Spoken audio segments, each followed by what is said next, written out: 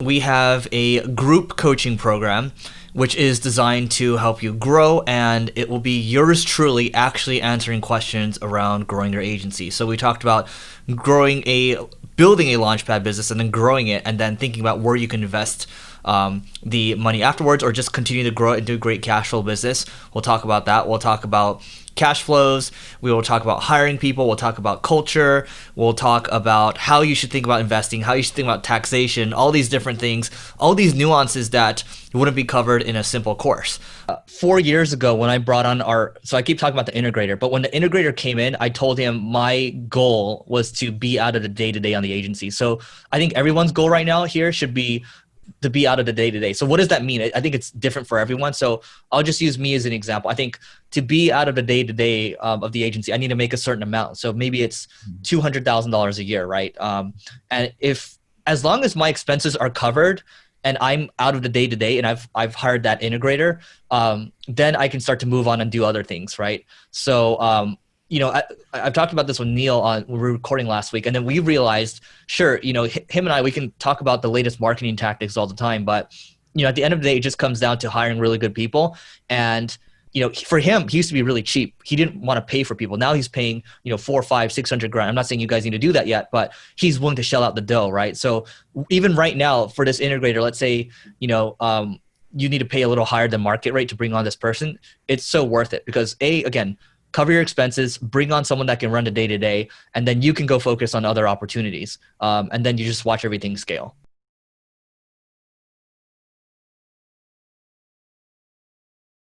And by the way, this all comes down to process again, right? You look at hiring processes. You read the book Who, so I'll drop that in chat.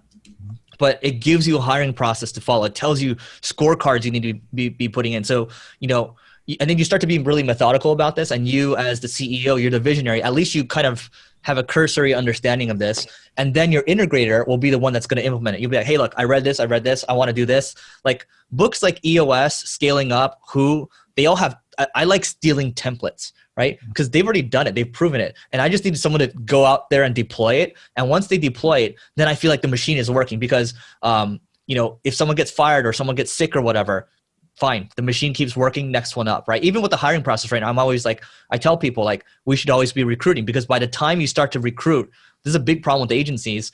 It's too late because agencies people, they're putting out fires all the time. But if you don't think about the future, if you don't think about what's not urgent, important, then you're just constantly in this hamster wheel. So you got to figure out how you can make it an anti-hamster wheel. So here's what I think you guys both need for starters.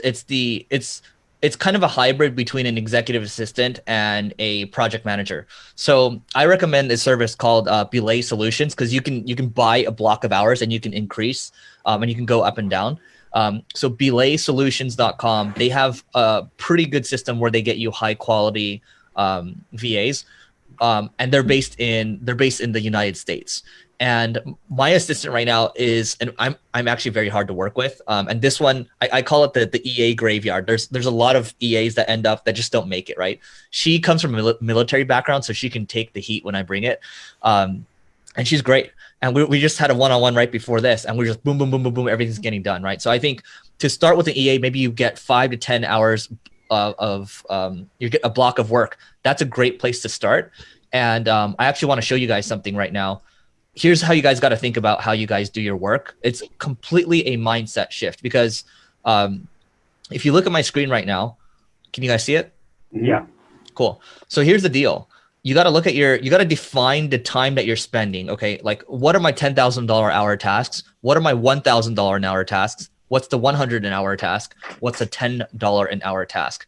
So if you're able to define it that way and then categorize the stuff you're working on, you're going to realize that you got to get the $10 an hour tasks off your plate. First of all, you got to delegate this stuff, right? So that stuff goes to your executive assistant, goes to your project manager. And both of you might be doing paid ads. You could make the argument that right after you hire your executive assistant, you got to find someone that can do the work because then you got to focus more on sales. You got to start thinking about every quarter, how can I take things off my plate? How can I take 15% of things off my plate? Because if you think you're the hero and you can do everything on your own, you're not going to be able to scale that way. Because I used to think, back in the day, I was like, man, you know what? I'm better than everyone as a marketer. I should do all the work. But then you got to prospect, you got to send the invoices, and then you lose the client. You got to go chase new clients, and then you're doing the work again, and you're stuck in this cycle. And I call it agency hell. And it's not worth doing that. Does that make sense? Yeah. I think so. I would say there's a balancing act right now, because you're at the stage where it's like it's people would be taking a big risk to kind of come from big company. And by the way, usually big company is not a fit for you because they're used to a lot of resources. You probably want people that are a little more scrappier right now. You're probably not going to get as lucky. I'm saying, oh yeah, go hire people that are smarter than you. In many cases, you're kind of just looking for people that can get the job done right now. And whoever goes from point A, takes you from point A to point B, might not necessarily be point B to point C. Constantly reinforce that. And just remember, don't make the Eric mistake. You have to fire quickly. Once you feel like they're starting to stall out, get rid of them. So I would say here, take a look at this. I might not be answering your question directly. So can you guys see my screen? Yeah. Yes? Okay. So you see this right here, high performer. So a lot of people say hire A players, B players, C players, whatever. I have these window washers coming right by me. I'm going to wave at them in a second. But, A players would be, it's not just one definition. You have high performers, top 10% talent, and then these are overall is top 10%, right? But A1 is promotable, like 2 levels. So this might be my director of marketing, for example.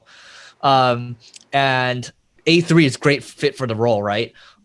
So now that you have this defined, I would just look at all the employees that you have or contractors as well and think about, okay, who is actually promotable 1 level or 2 levels? And then you're kind of defining who they are.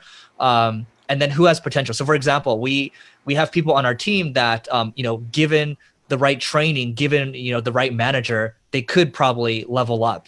But they're just not unable to right now. And then you have people that are disappointing. So, once you start to get more and more out of the business, or you're able to work on the business and hopefully above the business at a certain point, you want to think of, you're constantly just thinking about incentives. Because right now I'm thinking about incentives, right? The software company we're about to buy, how do I incentivize the founders to stay on? What can I put in place? For example, our there are certain people on the team that might get 5% profit sharing, or if they hit certain if they get single grains affiliate revenue to a certain point, they can make profit sharing up to like 50 grand or 100 grand or so. So once you give them the right target, they're going to do everything they can to work towards that. And if they want to start their own business, I support that, by the way. It's an easy way. Like when people have side things going on, I encourage it. And sometimes I try to support where I can, because whatever learnings they have, it translates over back into the business. And if it does well, more power to them. I encourage them to go do their own thing, because I still think that's the best deal.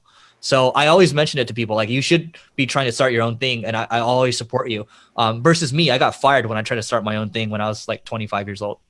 Hey, before we go, I got something really special for you. If you are looking to grow a consulting business, which it can be a agency business, it can be a coaching business, or it could be any type of service-based business, all you have to do is click on the link in the comment or in the description. We've got a link for you to check out how to build that type of business, because this is the type of business that is considered a launchpad business. It can build the lifestyle of your dreams, and it can even take you beyond that. It can build an empire of your dreams as well. So just click on the link. Again, it's in the comments or in the description, and we will see you inside.